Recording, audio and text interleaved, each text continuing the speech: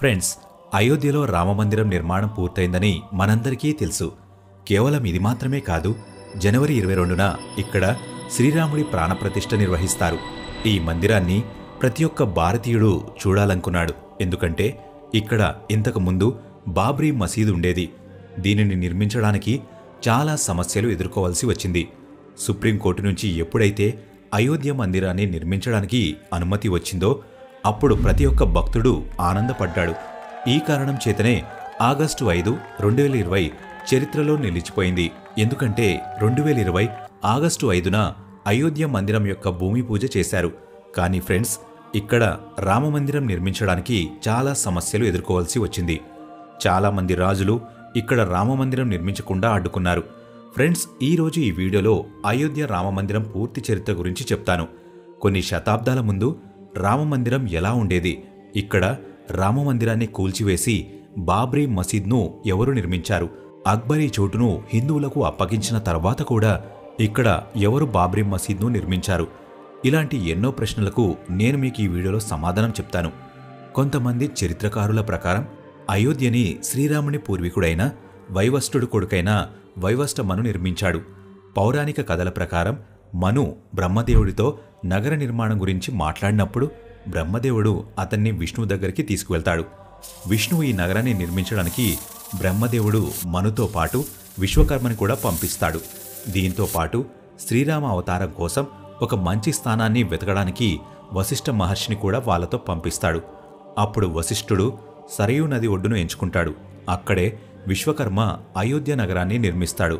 అప్పటి నుంచి చాలా సంవత్సరాల వరకు ఈ నగరాన్ని సూర్యవంశరాజులు పరిపాలించారు.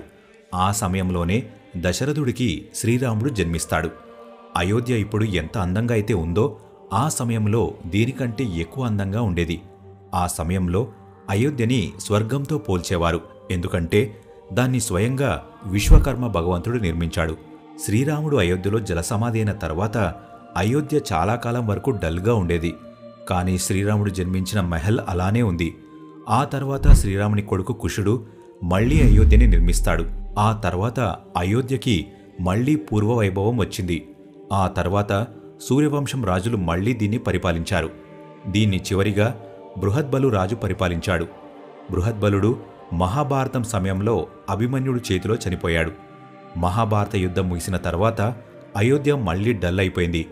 దాన్ని పరిపాలించడానికి ఏ రాజు మిగల్లేదు. అయినప్పటికీ కూడా శ్రీరాముడు పుట్టిన చోటు అలానే ఉంది. పౌరాణిక కథల ప్రకారం 100 BC సంవత్సరానికి ముందు ఉజ్జయిని చక్రవర్తి సామ్రాట్ విక్రమాదిత్య ఒకసారి ప్రయాణిస్తూ ఈ అయోధ్యని చూస్తాడు. అతను బాగా అలసిపోవడం వలన సరయూ నది ఒడ్డున కూర్చుని రెస్టు తీసుకుంటూ ఉంటాడు. ఆ సమయంలో ఇక్కడ దట్టమైన అడవి ఉండేది. ఆ అడవిలో ఎవరూ నివసించేవారు కాదు. అప్పుడు విక్రమాదిత్య ఈ ప్లేస్లో కొన్ని అద్భుతాలను చూస్తాడు. అంతగా ఈ ప్లేస్లో ఏముందని అతను వెతకడం మొదలు పెడతాడు. అప్పుడు అతను అక్కడున్న ఋషులను కలుసుకుంటాడు. అప్పుడు ఆ ఋషి ఇది శ్రీరాముడు జన్మించిన చోటు అని చెప్తాడు. ఆ ఋషులు చెప్పిన దాని ప్రకారం విక్రమాదిత్య ఇక్కడ ఒక అందమైన మందిరంతో పాటు కొన్ని బావులు, నివసించడానికి మెహల్ని కూడా నిర్మించాడు. 84 స్తంభాలపైన ఒక అతిపెద్ద మందిరాన్ని నిర్మించాడు. ఆ తర్వాత అందరూ దీని గురించే మాట్లాడుకుంటూ ఉండేవారు. విక్రమాదిత్య తర్వాత పాలించిన రాజులు ఈ మందిరాన్ని బాగా చూసుకునేవారు. వాళ్లలో ఒకడే శుంగ్ వంశంలోని పుష్యమిత్ర శుంగ్. ఇతను మందిరాన్ని చాలా డెవలప్ చేశాడు. మనకి అయోధ్యలో దొరికిన ఒక శిల్పమే దీనికి ఆధారం. దీంతో పాటు అతను 2 అశ్వమేధ యాగాలు చేశాడని కూడా అంటుంటారు. ఆ తర్వాత ఈ అయోధ్యని గుప్తులు పాలించారు. ద్వితీయ చంద్రగుప్తుడు పాలిస్తున్న సమయంలో అయోధ్య గుప్తరాజ్యానికి రాజధానిగా ఉండేది. ఆ తర్వాత చాలా కాలం వరకు అయోధ్య గుప్తరాజ్యానికి రాజధానిగా ఉంది. గుప్తకాలంలో ఉన్న మహాకవి కాళిదాసుడు అయోధ్య గురించి చాలా రచనలు చేశాడు. చరిత్రకారుల ప్రకారం 600 BCకి ముందు అయోధ్యలో చాలా గొప్ప వ్యాపార కేంద్రం ఉండేది. దీనికి 5వ శతాబ్దంలో అంతర్జాతీయ గుర్తింపు లభించింది. ఎక్కడ చూసినా దీని గురించే చర్చలు జరుగుతూ ఉండేవి. అప్పుడు ఈ ప్రదేశం పేరు సాకేత్. ఆ తర్వాత ఇక్కడికి చాలా ఎక్కువ సంఖ్యలో ఫారినర్స్ వచ్చేవారు. 11వ శతాబ్దంలో జయచింద్ ఇక్కడికి వచ్చాడు. అతను మందిరంలో ఉన్న విక్రమాదిత్య గారి శిల్పాన్ని ధ్వంసం చేసి తన పేరును రాయించుకున్నాడు. పానిపట్ యుద్ధం ముగిసిన తర్వాత జైచంద్ పాలన కూడా ముగిసింది. ఆ తర్వాత భారత్ని చాలామంది ఆక్రమించుకున్నారు. ఆ తర్వాత ఆక్రమణ ఎంత పెరిగిందంటే వాళ్ళు పూర్తి భారతదేశాన్ని తమ కంట్రోల్లోకి తెచ్చుకున్నారు. కాశీ, మదురైతో పాటు అయోధ్యని కూడా ఆక్రమించుకున్నారు. ఆ తర్వాత వాళ్ళు పూజారులను చంపేసి మందిరంలోని శిల్పాలను ధ్వంసం చేయడం మొదలుపెట్టారు. కానీ 14వ శతాబ్దం వరకు వాళ్ళు అయోధ్యలోని రామమందిరాన్ని ఏమీ చేయలేకపోయారు. చాలామంది అయోధ్యని ఆక్రమించిన తర్వాత కూడా శ్రీరాముడి జన్మస్థానం 14వ శతాబ్దం వరకు అలానే ఉంది. ఆ తర్వాత సికందర్ లోధి అయోధ్యని పరిపాలించినప్పుడు ఇక్కడ మందిరం ఉండేది. 14వ శతాబ్దంలో భారత్ మొఘల్ సామ్రాజ్యం అధికారంలోకి వెళ్ళింది. అప్పటి నుంచి ఈ అయోధ్య మందిరాన్ని ధ్వంసం చేయడం మొదలుపెట్టారు. 1527, 1528 సంవత్సరాల మధ్యలో ఈ మందిరాన్ని పూర్తిగా ధ్వంసం చేశారు. ఆ ప్రదేశంలో ఒక మసీదును నిర్మించారు. నిజానికి దీని పేరు బాబ్రీ మసీదు కాదు. మొఘలులు మొదటి చక్రవర్తి బాబర్ యొక్క సేనాపతి ఇక్కడున్న అయోధ్య మందిరాన్ని ధ్వంసం చేసి ఒక మసీదును నిర్మించాడు. 1992 వరకు ఆ మసీదు ఇక్కడే ఉండేది.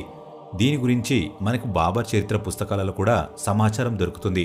1528లో మందిరాన్ని పూర్తిగా కూల్చేసిన తర్వాత బాబర్ ఇక్కడ మసీద్ని నిర్మించమని ఆదేశాలు జారీ చేశాడు. అయోధ్యలో నిర్మించిన ఈ మసీద్ గురించి 2 సందేశాలు మనకు లభిస్తాయి. ఇందులో విచిత్రమైన ఉల్లేఖనాలు ఉంటాయి. వాటి ఉద్దేశం ఏంటంటే స్వర్గంలో కూడా న్యాయం గురించి మాట్లాడే గొప్ప పాలకుడు బాబర్. ఆయన ఆదేశం ప్రకారం ఇక్కడ ఈ మసీద్ని మీర్బకీ నిర్మించాడని ఉంటుంది. దీంతో పాటు అక్బర్, జహంగీర్ పాలించే సమయంలో హిందువులకు ఈ భూమి తిరిగి ఇవ్వబడింది. కానీ దీని తర్వాత క్రూరమైన పాలకుడు ఔరంగజేబ్ తన పూర్వీకుడు బాబర్ కలలను నిజం చేస్తూ ఇక్కడ ఒక మసీద్ని నిర్మించి దాని పేరు బాబ్రీ మసీద్ అని పెట్టాడు. హిందువుల ప్రకారం ఏ చోటైతే బాబ్రీ మసీదును నిర్మించారో అక్కడే శ్రీరాముడు జన్మించారని అంటుంటారు. బాబ్రీ మసీదు పైన 3 గోపురాలు ఉంటాయి. ఈ గోపురాల కింద రాముడు జన్మించాడు. అసలు ఈ వివాదం ఎలా మొదలైందో తెలుసుకుందాం పదండి. ఇది హిందువుల, ముస్లింల మధ్య మొదలైంది. దీని గురించి ఎన్నో గొడవలు కూడా జరిగాయి. ఆ గొడవలలో బ్రిటిష్ పరిపాలన కూడా ముగిసింది. 1853లో దీని గురించి గొడవ మొదలైంది. అప్పుడు మన భారతదేశాన్ని బ్రిటిష్ వాళ్ళు పరిపాలించేవారు. 6 సంవత్సరాల తర్వాత 1859లో బ్రిటిష్ ప్రభుత్వం ఈ చోటికి ఒక కంచె వేసింది. ఆ తర్వాత ముస్లింలు ఈ మసీదులోకి వెళ్లి నమాజ్ చేసుకోవడానికి, హిందువులు బయట నుంచి పూజ చేసుకోవడానికి అనుమతి ఇచ్చింది. బ్రిటిష్ ప్రభుత్వం కూడా ముస్లింలకి బాగా సపోర్ట్ చేసింది. అప్పుడు కూడా హిందువులు ఏం గొడవ పడలేదు. 1855లో రఘుదాసు గారు కోర్టు నుంచి గోపురం పైన మందిరం నిర్మించడానికి అనుమతి కోరాడు. కానీ కోర్టు దీనికి అంగీకరించలేదు.